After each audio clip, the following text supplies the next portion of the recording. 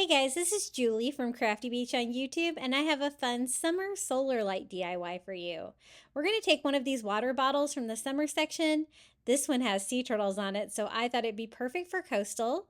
I'm just going to fill up the bottom of the water bottle with some Dollar Tree sand, and then they have some of this willow that looks like coral. So I chose this light blue color. I think it's really cute. I'm going to cut it down into some individual sprigs, and they are a little long, so I'm going to have to trim them down a little bit.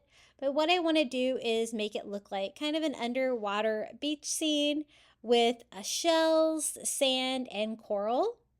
The coral, this color of willow really matches the coral that's on the sides of the sea turtle bottle, and so I think that'll look really cute.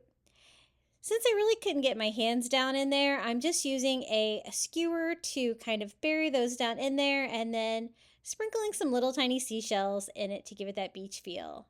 Now the Dollar Tree solar light fits on there really well, but I do want to cover the screw on where the lid was and kind of provide more of a base to glue it to. So I just use some twine and some hot glue, and I go all the way around until I wrap that. It's going to give me a nice like wide lip on the top of the bottle to glue the solar light to. I'm just using a lighter to kind of burn off some of the fuzzies, and then we can attach it.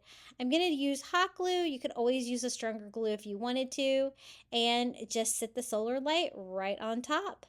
It's really cute during the daytime, a little sea turtle outdoor light, and it looks really cool lit up at night.